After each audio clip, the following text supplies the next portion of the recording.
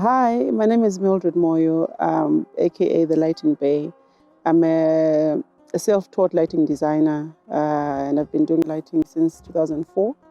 I specialize mainly in theater, concerts, and parties.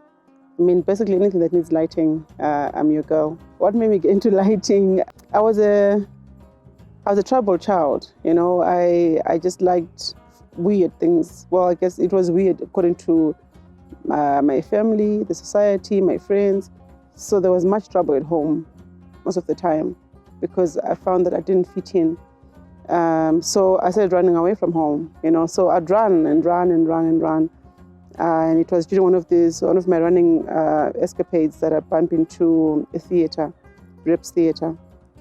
So I saw the door was wide open, and I walked in into the theater. I didn't even know that there was a thing called a theater, actually.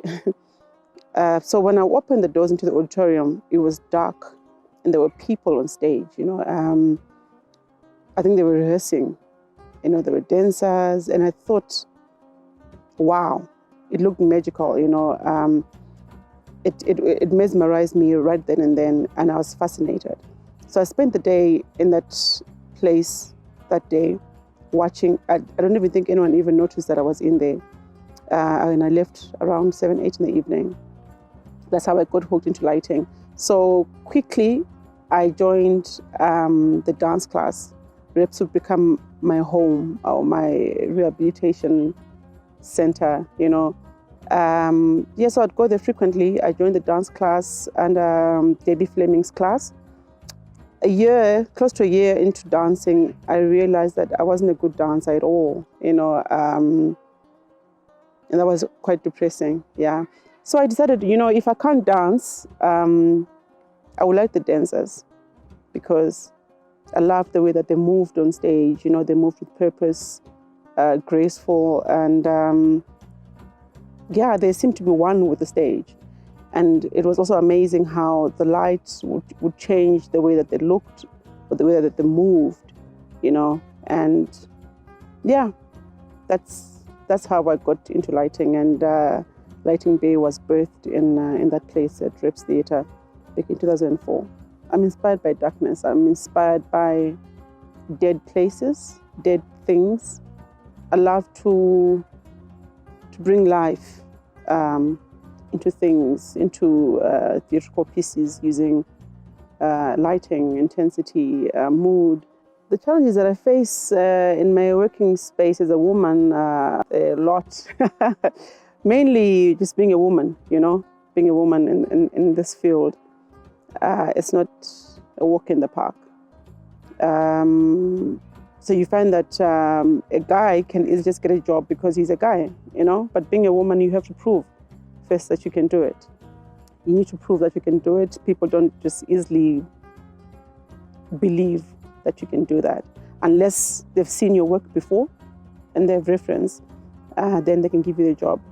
So for me, that has always been the biggest, well, it was back in the day, it was one of the biggest challenges that I faced.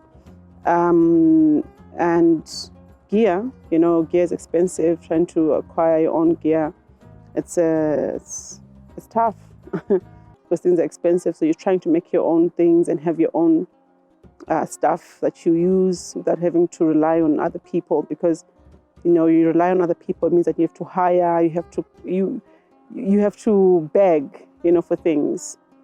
So that's number 2. Number 3, mentors, and peers. For me, that has always been another big challenge for me, that I don't have friends that think alike, and I don't have mentors, female mentors, because currently I'm still the only female doing lighting professionally in Zimbabwe.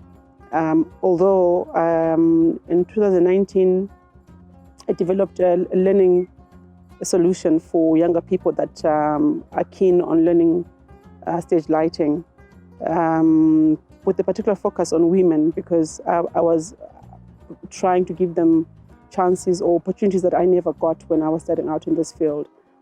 Yeah, those are the challenges that I face. So earlier this year, I applied to a college called the Rose Bruford College in London. They have a program called the MA Lighting Performance. It's a master's.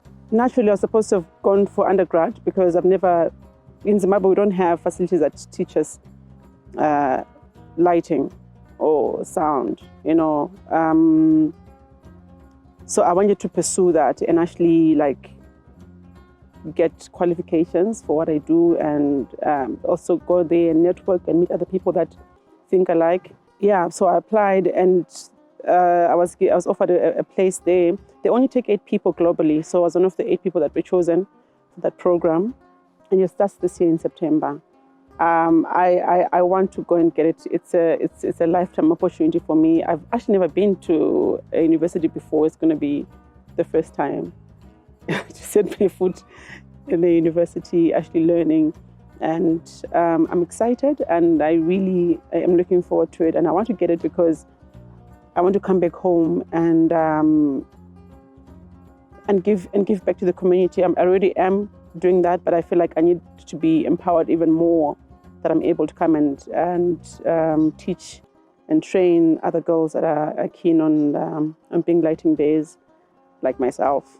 I got the place. What's next is to secure my place. So I'm looking for funding. I'm still looking for funding. I tried to look for a scholarship, and so far I've been unlucky. So there's a friend of mine, sister in London, who opened a GoFundMe page for people that are willing to donate towards my tuition. My tuition is £16,000, but I have to pay £4,000, the initial deposit, to secure my place by July. That needs to be paid. But you know, they were saying that the remaining money I can pay when I get there, because there are theatres there. So they're saying that I can study and work at the same time. So the one that's actually really pressing me at the moment is the one to secure my place, which is about £4,000.